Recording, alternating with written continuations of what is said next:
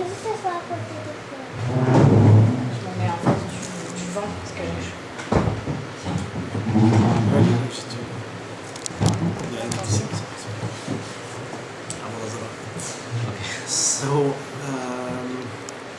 So we continue on this topic of relationships. As we mentioned last week, it's always fun to abstract a little bit, and instead of talking about a particular story or a particular parasha or a particular halacha, to take a concept or a subject and then kind of develop it as a theme, as it appears in different places and through different time periods, different sefarim, Torah, the Nevi'im, the Ketuvim, the Mishnah, the Gemara, the Midrashim, etc.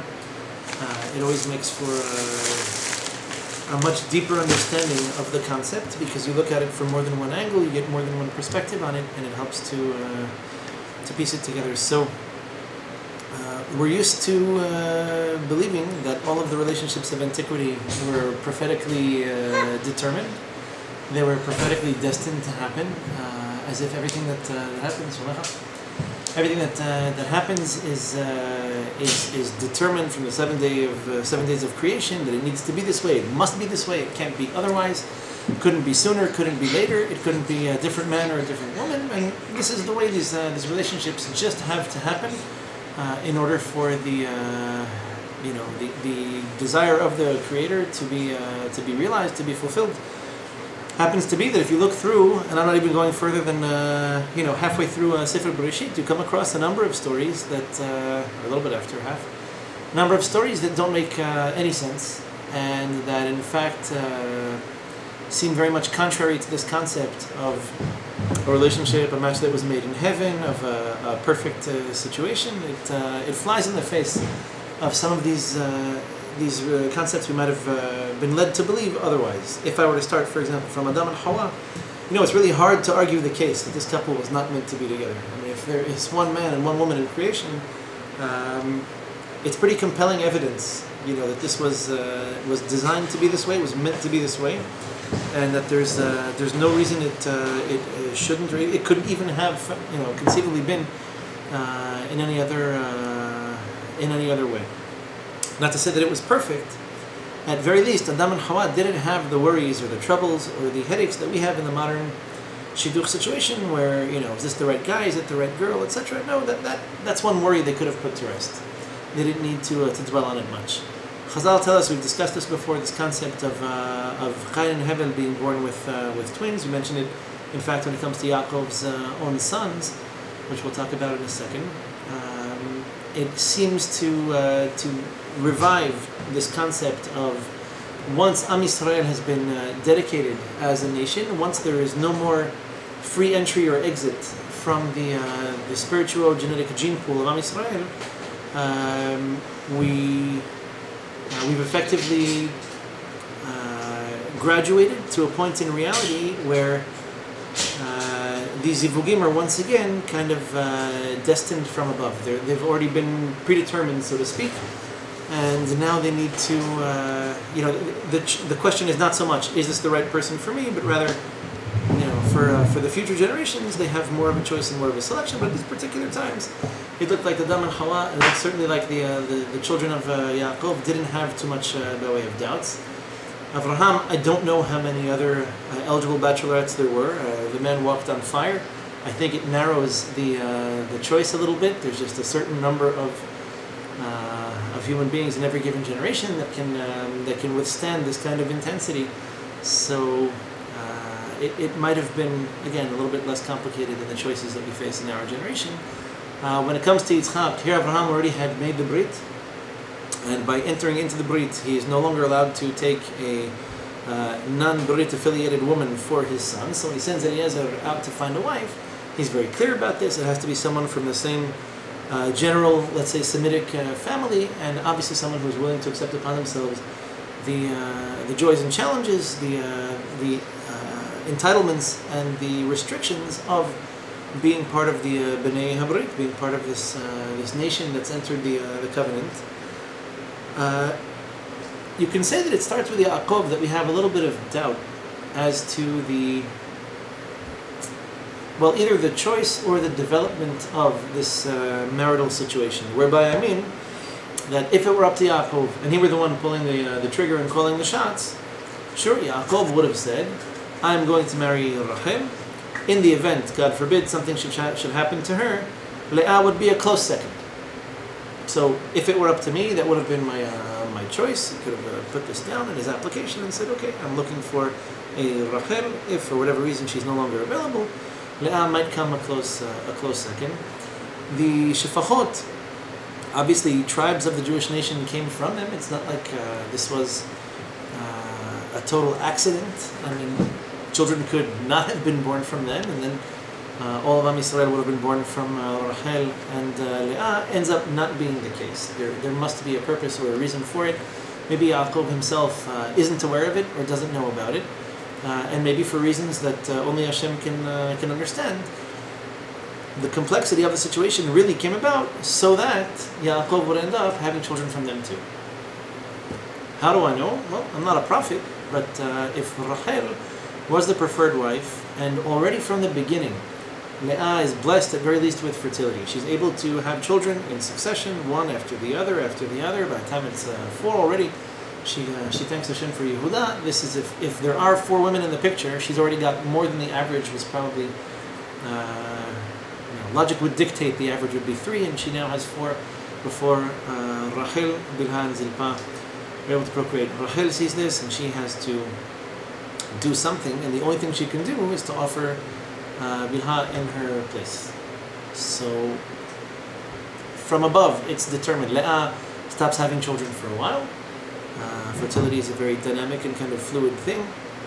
Bilha then comes into the picture, who is sort of related to Rachel and sort of not. She has children. Leah also has a maid, basically, that she can offer Yaakov and try to balance the scales, or throw the scales back out of balance, maybe. But that was strategic thinking on her part. Then finally, Rachel is ultimately able to. So Leah goes back to having children of her own again, and Rachel at the end is blessed with 2 children of her own. The last one kills her, and basically takes her life.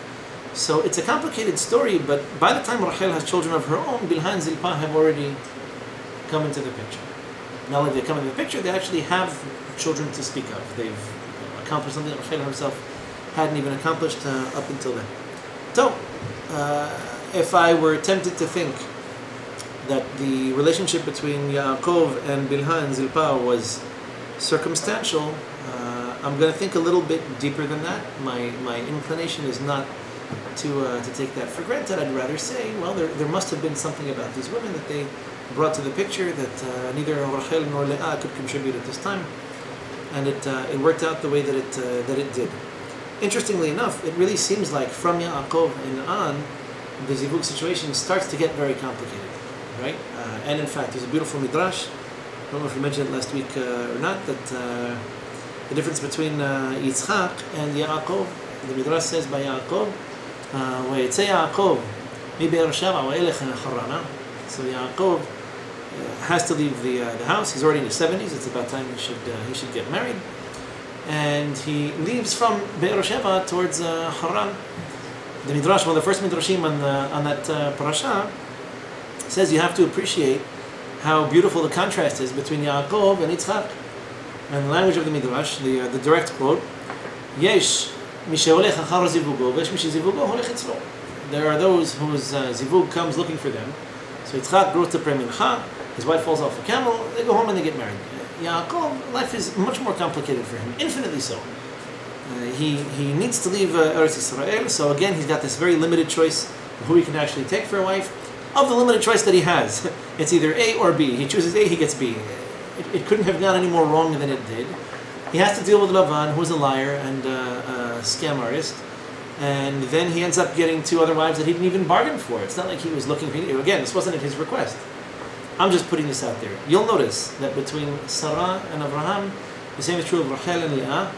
It never was the patriarch who was looking to, expand his marital options with any one of these maids. It was in fact Sarah who very clearly proposes this to Abraham. It was Rachel who proposed that Yaakov should be with Bilha, and it was Leah who proposes Zilpah. Yaakov is not interested per se. They suggest Rachel actually begs this of him because she wants to have a child. So she begs Yaakov to indulge her. Fine, he has children from Bilhah. Leah pushes the same concept by way of Zilpah. It wasn't like he was looking for this. So it actually strengthens the point. It isn't like this is Yaakov's ideal situation where he has 4 wives and 4 mothers-in-law. Well, in this case, it'd actually be 2 mothers-in-law because apparently they're sisters on both sides. But it wasn't like he went looking for this. It really seems like Hashem created a circumstance in which he needed to have children from Bilhah and Zilpah. Whether or not he was aware of it, whether or not he understood why, whether or not he was, that consciously signing up for it, it just turned out to be this way.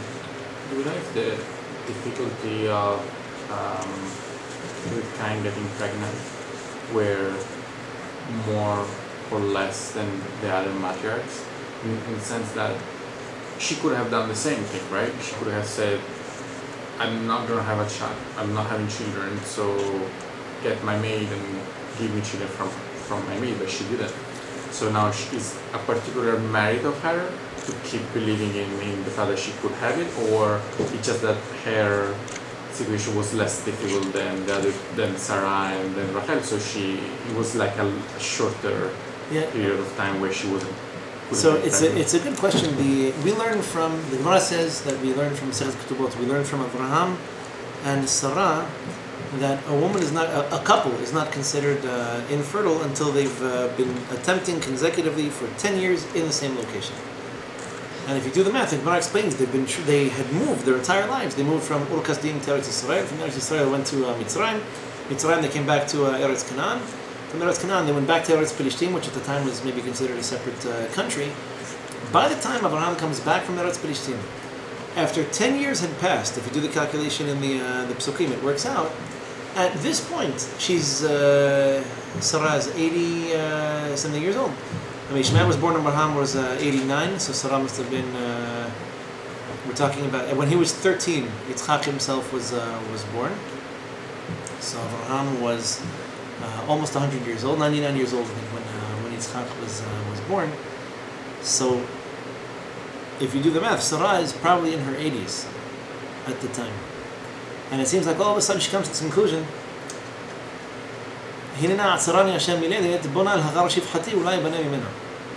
You're 80 years old now. You're 80 years old, and you've just come to this conclusion that you're not. The fertility thing is a little bit difficult to me. Well, maybe it was. And so her response was, "I said, of course, she, they hadn't lived a peaceful life. They hadn't been in the same place for 10 years. It hadn't crossed Abraham's mind that he should find another wife. He understands this is Min HaShamayim. She understands it's Min HaShamayim. After 10 years in the same location, she says, look, I appreciate the fidelity and everything, but still, this is now official. It's just not panning out. I'd like for you to have a child. Why don't you start with Hagar?" So it took her that long. Yitzchak and Rivka, the chronology doesn't necessarily. Obviously, there were difficulties, but Yitzchak. So he's 40 years old when he gets married. How long did he wait before his children were born? If it was even 20 years, it was a lot. But it wasn't 80 and 90, it wasn't 190. By Rivka, Hazal said, first of all, she had difficulty conceiving. In other words, it took her as long as it did before she became pregnant. The pregnancy was very difficult.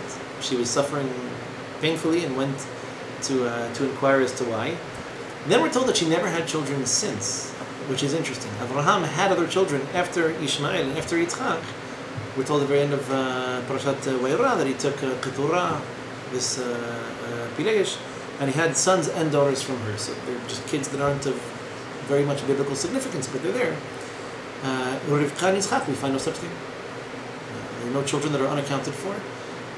They hadn't had any daughters, which is also pretty curious, because Goyim have the same mitzvah that we do. It's one of the 7 mitzvot b'nei Noach, that they should procreate, which we learn to understand that it means one son and one daughter, a husband and wife, leave behind a son and a daughter. At very least, they've replaced themselves, so the world doesn't attrite, right? We don't lose population.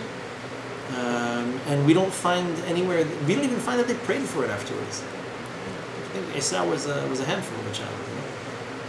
We don't find that she requested, at least not as expressed pesukim. It could be that they requested, it just wasn't of biblical significance, that or she just knew that it was impossible afterwards. The Gemara makes such a comment that the birth was very traumatic, and that her ability, apparently she knew after they were born that she wasn't going to have any children anymore. So it could be they didn't try, but that's bizarre because, it's bizarre without some other explanation, because you would expect they would at least try to fulfill the basic obligation, and they didn't. They got married probably younger than Abraham and Sarah.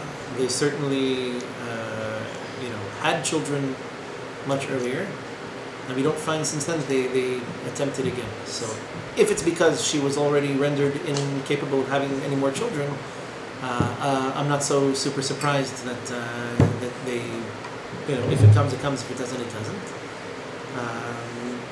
Beforehand, it looks like she had less difficulty, at least in terms of time, because it was a much shorter period of time that she had to wait before it actually worked out. In the case of Sarah, it's pretty extreme. She was in her 80s when she says, now I'm willing to sign off on this. I really think we tried about as hard as a couple can try, and I just don't see it going anywhere. But that was after. The Gemara says after 10 years in the same place. Yitzchak and Rivka didn't really move. They moved once, we're told. They relocated to Eretz Pelishtim. There was a famine. Parashat Toledot, there was a famine. They moved, they came back. That's about it. And Rachel also waited 10 years? Rachel, I don't know off the top of my head the immediacy of the situation. If you assume optimistically one child per year, more realistically once every other year, you're talking about Shimon, Levi, Reuven, Shimon, Levi, Yehuda. That's going to be at worst 6 years. And We know for a fact that Rachel didn't have children beforehand. Right. So we're already talking about these 4 children. Then you have Dan, Naphtali, Gad, Asher, Yisachar, Zevulun. The Leah goes back Yisachar, Zevulun. Yeah, but she decided to give her maid before. She did when Rachel's maid had children. Right. So that's after only 4 she made a decision. So after 4 she kind of gave up. In a way. Already then. Well, you know what? Hard to say. Rachel, when she tells Yaakov, "Havali banim b'mayin meta anochi," give me children, otherwise it's like I'm dead. That was pretty harsh, pretty extreme. But she's saying this after however long it was she was trying. I imagine at this point it probably was at least 10 years, and they were living in the same place, so it makes sense. But if Leah has 4 and Rachel, Bilhah has 2, Zilpah has 2. Then Leah gets back on track. We're talking probably at least 10, 12 years. If not more, I don't know how close they were. Why would Leah allow and Yitzchak accept? Yaakov accept, sorry, to have Zilpah. Leah had children. It's not like she could not have. Sarah couldn't have children. She said, "Go for the guy." Didn't have Leah any, had yeah. children. So a couple of Rachel ideas. couldn't, so she said Couldn't at all. Zilpah, it's like, why is You she? wonder, yeah. So a couple of thoughts. Number one is that she never had a daughter. Daughters are in very scarce supply in these first parashot of the Torah. In fact, there's so much fighting over them that a lot of history is shaped over this. There's only one Sarah, there's only one Abraham. But when it comes to Yitzchak and Rivka, I guess again it was just this destined thing it had to be. Yaakov struggles. The second half of his life he struggles over this, and after he struggles with the wives, he struggles over the kids who don't get along. She didn't have a daughter, and ultimately she did after this. I don't know again the specifics. How long did it take Leah to come to the conclusion that something is wrong? She didn't. She just stopped having children. Then Rachel suggests Bilhah. Yaakov. Then Leah, perhaps for a mixture of reasons. One, the easiest one is she didn't have any daughters, and so she's still legitimately trying to at least, fulfill somehow, even by proxy, this, by agency, this concept of peruvu. On a more emotional note, it could be that and she says this pretty explicitly, that she felt like this was her, maybe the one thing that made her more dear to Yaakov than Rachel was the fact that at very least, his children came from her. And once she loses the exclusivity, over the procreative faculty, maybe she felt like she was missing something, either the relationship wasn't the same. So her suggestion was, or her idea was, okay, I'll do what my sister did, and at very least we can, earn a little bit more by way of attention, appreciation. It feels off. Yeah, It really feels off because it might be easier to explain. Again, Rivka might not have had the ability, but in the case of Leah, it could be that the emotional consideration was an important one. I know it sounds to us counterintuitive. I wish my husband were more affectionate towards me, so I'll give him my maidservant, and maybe that'll focus his attention more on me. Don't know. At the end of the day, the way it worked out is that they had, two of the Shvatim are born this way. I mean, we can't ignore that either. So it'd be hard to say that anyone Yaakov had children from was naturally going to be a superstar, but 4 Shvatim came from these 2 Shefachot, so there must have been something to it. I don't know. Maybe she knew that she was destined to have more children. Maybe she wasn't clear on if it was directly from her, or if it was, the same way Abraham had Ishmael from Hagar. Hard to say. From the simple reading of the Psukim, it really sounds like it's more the emotional aspect that drives her. But she does have a daughter, and afterwards we don't see that she has any more kids, so it could be that was part of the consideration. But by Sarah, it's purely procreative. I'm not having children of my own. Why don't we try with Hagar? When it comes to Leah, she already has kids. She'd like to see more. She'd like to, to get more children out of Yaakov. Also interesting how they don't overlap. It's not like he has a child from Bilhah, a child from Zilpah. It was 2 from Bilhah, and that was it. It was 2 from Zilpah, and that was it. Very interesting. It's hard to understand how exactly these decisions were made. You're talking about prophets, and at the same time, they do make decisions, and they even get punished for their variations on the divine agenda. So on the one hand, you expect superhuman things from them, but at the same time, you do find that they get punished. Yaakov, for example, when Rachel tells him, "Havali banim," I want children, give me children, and if not, then it's as if I'm dead. And he responds, he says, "What am I, God? You think this decision that you shouldn't have kids came from me?" And Chazal said that he was punished for this. This is how you answer a woman in distress. Go talk to God. It's not my problem. Show some sympathy and empathy. So yes, he's a prophet. At the same time, he said something that he got chastised for. And Rachel herself, when Yaakov says, whoever you find your trophies with, whoever you find this Avodah Zarah by should die, Chazal said this is actually what happened. Rachel had hidden them. She didn't tell him, didn't tell anyone else. And then she died before they reached, as they were reaching Eretz Canaan. So it's hard to say. Prophets certainly have emotions. It's definitely part of the process. In fact, they need to, and they need, as part of the process of interpretation of messages, they need to be able to feel something, to intuit something. Intuition is half intellect, half feeling. So you can't exempt them from having, personal emotions as well. In the case of Rachel and Leah, we'll go so far as to call it jealousy. She wasn't jealous. She was jealous. Right? God, the name of God, Tamar Bad God. So it's written as one word and we read it as 2. Bagad, livgod in Hebrew means to betray someone. And then God is an expression of good fortune. So either you read it, it's one of these classic Qari Ukhtiv, how's it written and how do we enunciate it? Either I've been betrayed, or good fortune has come, and they're both true in a sense. He's the mantle of procreation is no longer exclusive to me. I feel like my husband's attention has turned elsewhere. I'd like for it to come back. This is one of the means by which I might be able to do that.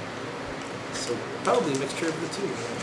She wants to procreate, she wants more children, she also wants Yaakov's attention. And for whatever reason HaKadosh Baruch Hu wanted, this is how the story plays out. I didn't write the book.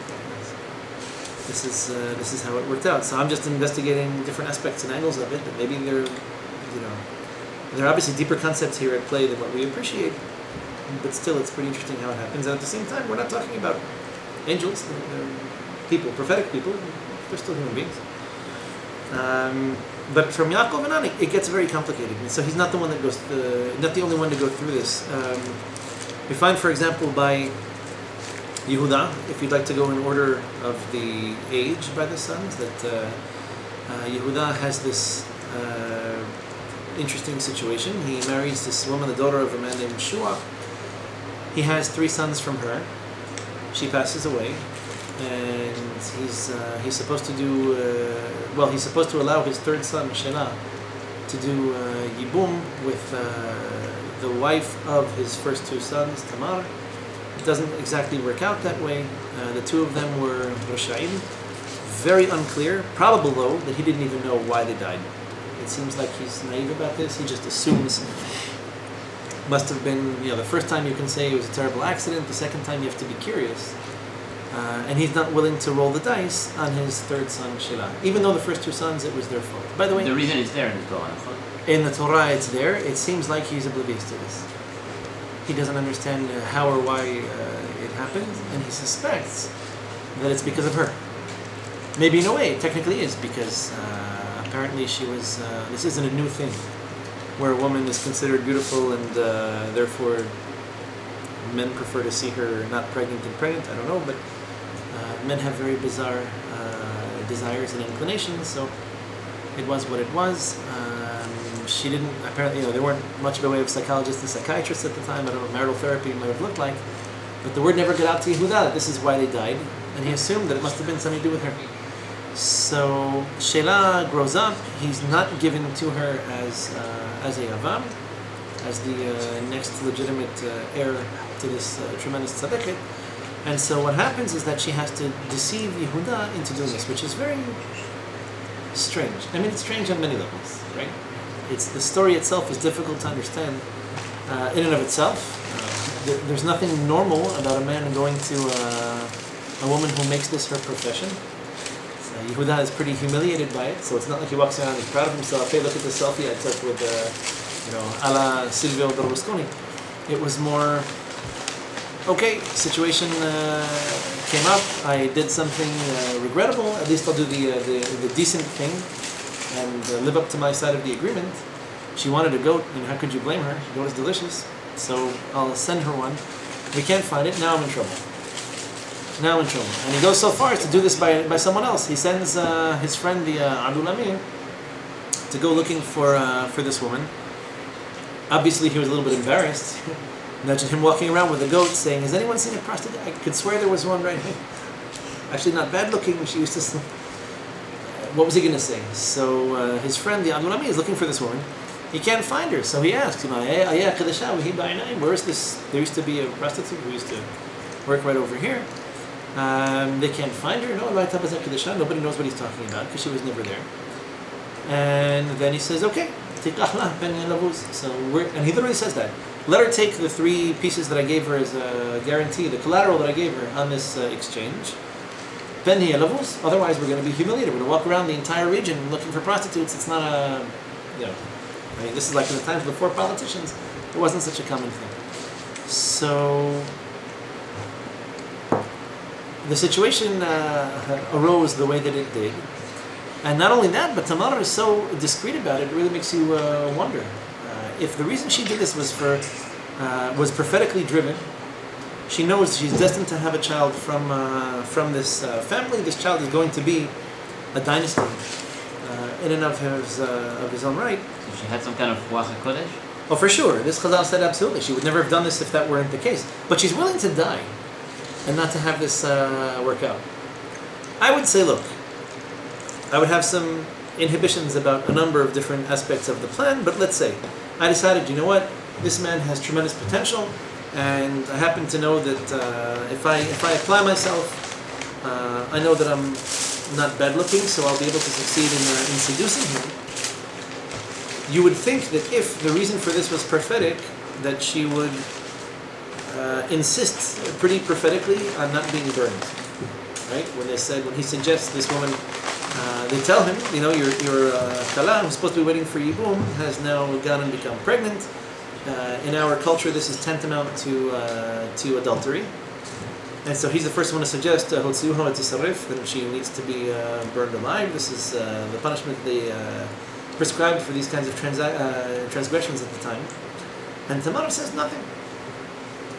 As if to say, I had a prophetic vision. I'm supposed to have a child, through whom the dynasty of the nation of prophecy will be established. But that's okay. It's not worth embarrassing him. So I'll get burned. I'll come back. It's fine. These neshamot, they work in funny ways, and it'll just happen in some of their lifetimes. So she went so far as to present herself as a prostitute in order to seduce him. And at the same time, she says, "So it didn't work out. I got pregnant. It was a good start, but maybe we'll have to, we'll fold this round. We'll enter the tournament at some later point in time." And she's willing to give it all up. It's a fascinating story in and of itself, but what does it mean for the nature of the relationship? Was it like by accident? Yehudah met this woman that he thought might make a good wife, or maybe this is how he thought he would try again. She knew that through the collaterals, the person would be identified as a person, no? What guarantee does she have that she's going to announce it in public? These are the items that belong to this man, and he's right now in the crowd. In fact, he came to watch. How do you know? There are a lot of people there. Why didn't she go to him before? When she was sure she was pregnant, where she could have just gone to him and tell him she was pregnant, and it was when the yibum was done. And good question. Good question. I don't think it mattered at that point. Maybe she didn't see the punishment coming. Yeah. She lived in a society. She must have known that. She knew she was gonna get big. Right. It was eventually going to be indisputable that she's right. Maybe she tried to pass it. She ate a lot. Goat. It's very tasty. I don't know. Not as fatty as lamb, but she might have been trying to put on weight. Maybe she thought she could smear it a little bit more. Get away with another month or two. I don't think women back in the day were as heroin chic as they're expected to be today. So it could be that she was big. She got a little bigger. So time for a diet. It's not the end of the world. I don't know. I don't think there was any. What good could have come of it if she would tell Yehuda, I guess what I'm pregnant is from you. She would have been burned, or at least even. It wouldn't. The attempt, right? It wouldn't even come up. Yeah, right. You can't. Burn me if you want to, but you're going to burn your own child with you. It's seen and defined as a woman who sleeps around. Right, but by whom? The society she was living in. This would be like Bill Clinton coming out and saying, "Oof, that Lewinsky has no morals. This woman has no limits." And this coming from the guy who did what? Well, it was the society she was living in.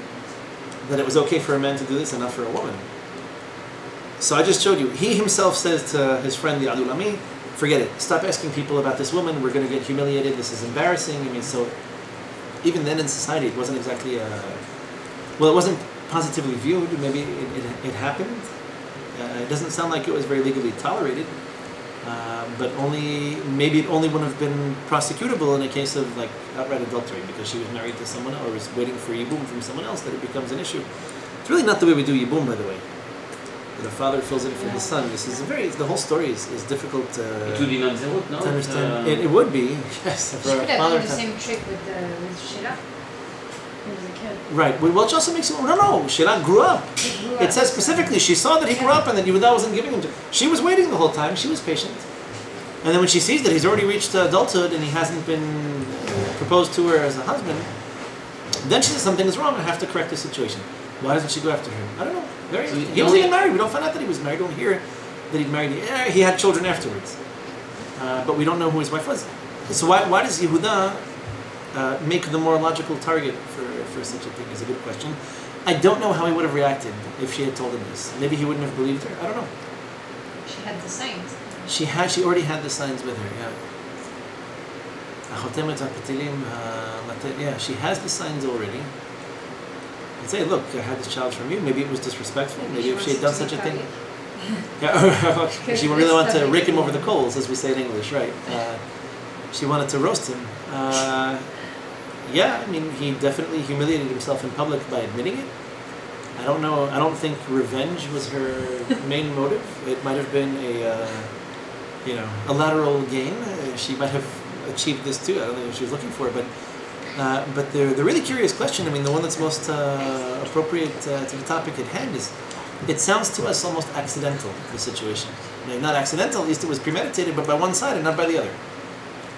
So our Mashiach, the whole Davidic dynasty, everything that we know about, Beit HaMikdash being built in Israel, David HaMelech was the one who bought Yerushalayim from the Hittim. And this all happened because of an accidental encounter. To be fair, it was accidental only on one side. Tamar knew very well what she was doing. Yehuda didn't. He finds out about it after the fact. To me, this is a little bit strange. Within the limits of good taste, the Gemara does make a number of comments on the crucial importance of kavanah when a husband and wife are together performing a mitzvah. It has influence on the neshama that they're likely to succeed in drawing as well. And so, for example, if the husband or the wife is angry or drunk or thinking of someone else or already decided that they want to get divorced, not really into it would be a good way to put it. For the most part, not really into it. So it could be, physically speaking, they'll create a child, and it could be neshamatically speaking that neither neshama, or at least one of them, wasn't totally there, so to speak. And the Gemara explains that this is, certain problems arise with children that are born from situations like that. So much the more so, I have questions about a situation like this. What could the kavanah of a man going to a woman that he believes to be a prostitute have been? I understand that he missed his wife. I understand that, but still. So she has perfect kavanot, 100%. She knows exactly what she's doing. She knows who she's doing it with. And she knows what she expects to be the result of this. And in the case of Yehuda, he has, practically no kavanah. Doesn't sound like any good ones anyway. Not the good one. That's Not the good one. right. He wasn't doing it for me. Which is also a good question. Probably not. I guess you assume. I don't know. What? Otherwise, why would he be embarrassed? Well, I don't think he was attempting to procreate a child that he intended to name and educate and raise afterwards. If anything, you had children born of women like this were raised like orphans and whatever. So. The intent behind the act might not have been specifically a procreative intent. I have a hard time arguing against that. The irony, though, is that her kavanah was 100%. She knew exactly what she wanted, what she was doing. In fact, it was prophetically driven. I don't know that the whole plan was prophecy. That's another interesting question here, right? I don't know if there was another way to do this. Maybe if she had gone about explaining herself, or if she had tried another method, or had exhausted other possibilities, this might, have happened otherwise. She knew through Ruach HaKodesh that she was going to have a child from this family. The family's down to two. It's Yehuda, and it's his third son. His wife has passed. So there is no way he's going to have any other sons, at least not conceivably. And so she has to roll the dice. Either it's going to be Shelah or it's going to be him. And she ends up targeting him. It's just fascinating to me, anyway. Of all the details you can bring up about the story, it's fascinating to me that a woman, maybe it works the other way too, but that a woman can have 100% perfect kavanah. Her husband is, or partner in this case, it sounds very New York, but her partner in the act is out to lunch completely, and nonetheless, like our Mashiach could be born from such a thing. It's very, very powerful. Logic would have led me to conclude, if it were up to me, now we're writing the story, that you need two perfect tzaddikim of parents that need to love each other, enjoy each other's company. They need to be spiritually, emotionally, intellectually, and physically attracted to each other. And the tighter the match, the tighter the correspondence on all of these levels, the greater, logically speaking anyway, the greater the quality of the neshama they would be able to draw. That's what I would have thought. And so I would expect Mashiach will be born of a prophet and a prophetess, right?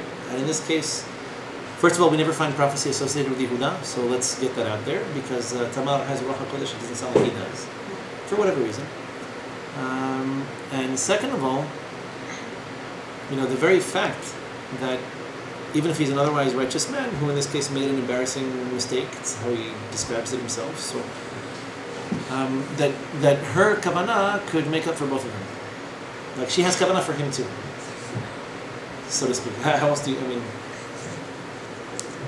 like why do we get married if that's not the case? You know, it could well be that a very well-intended tzaddiket could just find someone, you know, have a child from him, and not have to deal with him or his mother after they get married. It's right. It sounds almost easier in a way, and it's not the way things work. So wait a second. Like I'm at a disadvantage because I met my wife before we got married. I saw her face. We talked a few times, and Yehuda, maybe that's the formula. That's the recipe. You want to have tzaddikim. You want to have the Mashiach as a son. Well, guess what? It's a game of roulette. You know, you throw the dice, you throw the ball, and you just hope it lands in the right place. So. You should have written that in the dating guide. What's that? You should have written that in the dating guide. Right. Exactly. If all else fails. Just throw a dart, you know, at the stock listings. Just trick it. So that's really interesting. Ironically enough, it's effectively in the same generation that we have another story that also leads to very interesting conclusions. Not necessarily messianic ones, but it's the story of Shekhem and Dinah. It's not long after the story of Shekhem and Dinah. We have in Parashat Vayeshev is where we have already the story with Yosef and going on to Yehuda. And later on the story with Yosef and Elkin and Mitzrayim. So the story with Tamar actually precedes it with Dinah. Sorry, is that she goes out. She steps out of the boundaries of the home. She's interested in the customs of the local women, the indigenous population. Zohar explains she knew they were all idolaters. She was just curious about their idolatry, but it already had a kind of weird start to the story that most non-idolaters aren't maybe that intellectually curious about idolatry, but she was. So she went out, and then what happened. Shekhem sees her. He, well, maybe this is how non-Jewish culture defines love, but he sees she's pretty and he really wants her, so he takes her by force. Think Daesh, think ISIS, and nonetheless, Chazal tells us she did become pregnant. She did have a child from him, and we would think, okay, it's a simple story of rape. It's just basically a man taking a woman and violating her against her will. She did want to go there. She just didn't want this to happen. And after all was said and done, a child was born of it. So. Innocent enough if we just ignore Or HaChaim HaKadosh, because he has a very, very unique explanation of the situation. He picks up the mantle from the Arizal and his discussion about Neshamot, where he says that really Shekhem and Dinah were supposed to be together. Except, had the story worked out the way it was ideally supposed to, it was ideally destined to, Shekhem was supposed to be circumcised. He was supposed to convert to accept the mitzvot, and then this might have made sense. It didn't happen that way, which is why he was punished, why he was ultimately killed, and a child was born, but not under the right circumstances, not the right way, so to speak. So he gives a little bit more detail to the story, and he explains. If you read carefully the psukim, we find out, it's like the first time we find in the Torah such an expression. The term chefetz, he desires Dinah. It doesn't say that he fell in love with her. It doesn't say that he interviewed her, that he had, he has a cheshek, he has like a desire to marry her. Actually, it says literally that his nefesh, it's like his soul has a desire to cling to Dinah. So it doesn't sound like love the way we were used to seeing it. It sounds like a very strange desire. It's mentioned this way at least twice.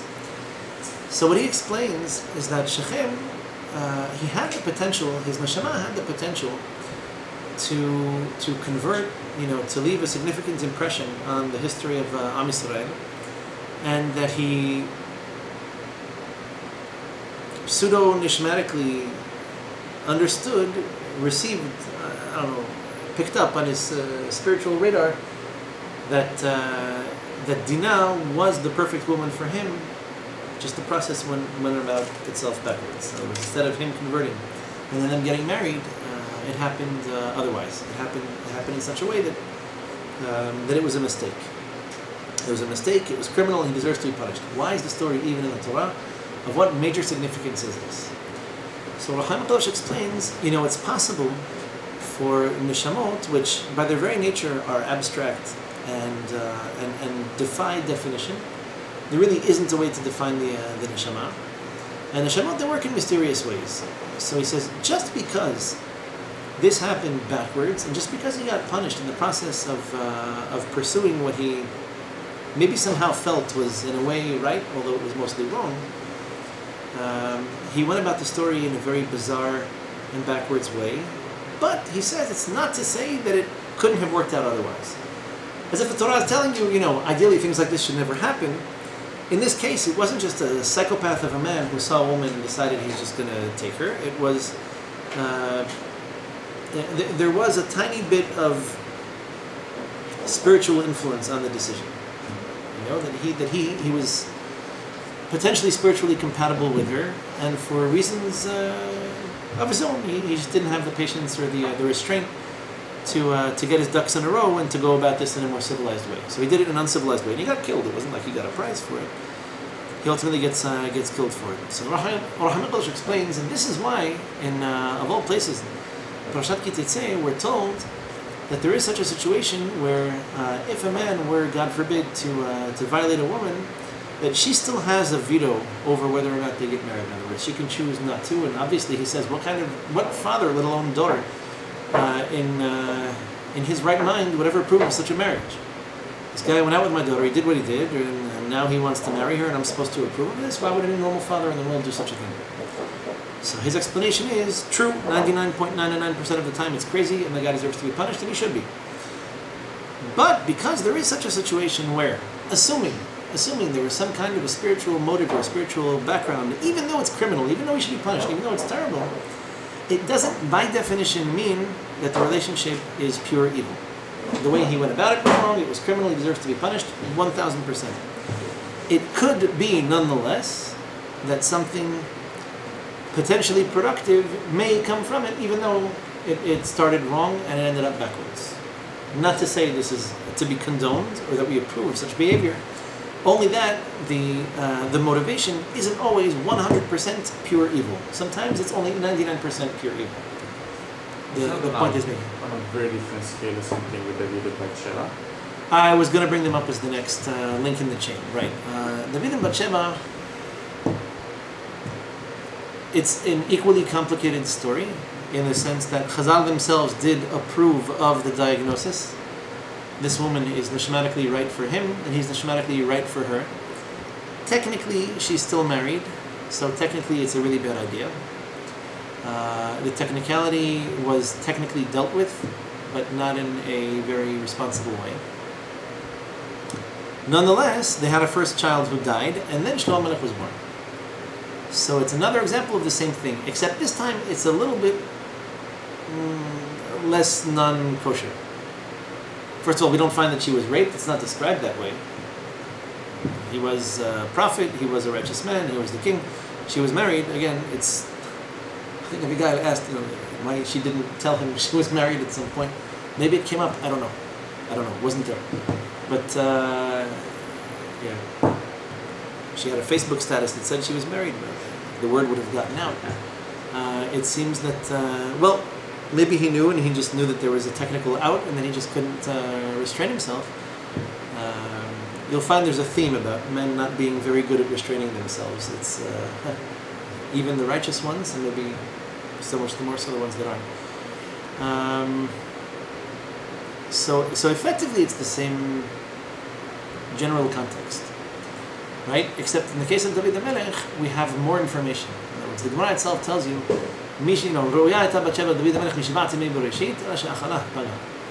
this was prophetic.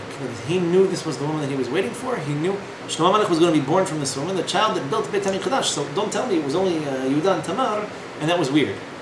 And then it was, Ruth and Boaz, where Ruth herself wasn't Jew. And by the way, just to show you how this kind of, fits into the picture, Ruth herself wasn't Jewish. And how did she end up meeting Boaz? Only because she had married the son of Elimelech against Halakha. Had she not married a Jewish guy against Halakha, she never would have met her future husband, out of which the whole Messianic dynasty was established. So if Ruth were a more observant non-Jew, then the story never would have happened. I don't know if as a Moaviyah we expect her to know that she's not allowed to marry a Jewish man, but it was what it was. Well, it's not really her fault. It's more the fault of the son of Elimelech. Yes, there is no Isur Deoreta per se for a non-Jewish woman to have a relation with a Jewish guy. There's an Isur Deoreta for a Jewish guy to engage in such activity. That's the story of Pinchas. Why did Zimri get killed and deserve it? And why was there no legal retribution against Pinchas? Well, it's easy. He did something that was Isur. It's not a crime that's punishable. It wasn't executable at the hands of a Beit Din. The expression in the Gemara is, a man who has relations with a non-Jewish woman, the zealous are the ones who execute him. And the Beit Din doesn't have the technical authority because it's not an explicit mitzvah of the 613 mitzvot. True that once you have the Brit Milah, we're forbidden from having relations with a woman who's not Jewish, but it doesn't prescribe the death penalty for it. But it's okay because Pinchas does. So, if someone does such a thing, and he's killed, it's according to the Midrash anyway, it's very hard to find fault with the one who killed him. Let's put it that way. If he had attacked Pinchas in an attempt to defend himself, the Gemara says he would have been exculpated. He would have been he would not have been found guilty. But Pinchas did the right thing. So the story of Yehudah and Tamar works this way. The story of Shekhem and Dinah has a certain aspect of this, and then you find, nonetheless, that this kind of repeats itself by David and Bathsheba, where the desire is there. The neshamot, in theory, at least in theory, are as compatible as compatibility gets, and it doesn't. The timing is wrong. The process, the timing, something is definitely off about the whole thing. So, to abstract from this a couple of interesting lessons and to sort of dig a little bit deeper, just because something started out right doesn't mean it's going to continue that way. Just because something started out wrong doesn't mean that it's destined to fail. And it's a little bit hard to draw conclusions before you look maybe 1,000 generations into the future. You need to be a little bit cautious when it comes to judging people and the outcomes of their deeds. Why do I say this? Well, there are plenty of sweet, well-meaning couples who observe halakha by no fault of their own and don't have messianic or prophetic children. That's the overwhelming majority of us, and it's okay. It seems for some reason, though, that whenever something of messianic significance comes up, the rules get broken somehow. There's a breach in the system. Something has to be almost transgressed in order for this process to advance. It didn't happen once, it didn't happen twice, it happened at least 3 times. David HaMelech and the whole story of Ruth is so Ruth herself is one such transgression, where a Jewish guy marries a non-Jewish girl and probably should have been killed. In fact, he dies not long afterwards, and we don't hear that they had children together, so they probably weren't married all that long.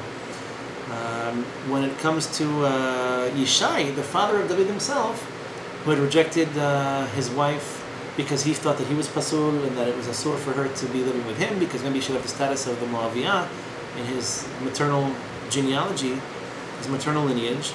And then it was almost by accident David HaMelech comes back into the picture. They thought he was a mamzer. They said no, he's an illegitimate child from a man who might have a Moavi status and a kosher Jewish woman, and therefore the leader was rejected. So you find that at almost every step along the way, something was broken. Something had to be transgressed in order for the process to advance itself. It could easily have happened in a number of other ways, and this seems like less and less of an accident. It seems more and more intentional, like Hashem wants it to be this way. Not to say that we approve of the transgressions that took place in the meantime, Yehuda is embarrassed. Maybe he's embarrassed because he didn't realize he was supposed to do this. I don't know if he would have started fireworks and thrown a party before he went to find Tamar. If he were a prophet on such a high level, maybe he would have known this was the right thing to do and he would have married her the way it was expected. Maybe it only had to happen this way in spite of him, because he wasn't going to agree to it, he wasn't going to acquiesce. Tamar had no choice but to deceive him. And deceit is wrong, right? Deceit is an evil, wrong... I mean, it's not like that's how Yaakov got the bracha from Yitzchak in the first place. So deceit sometimes is also not so wrong, which is weird.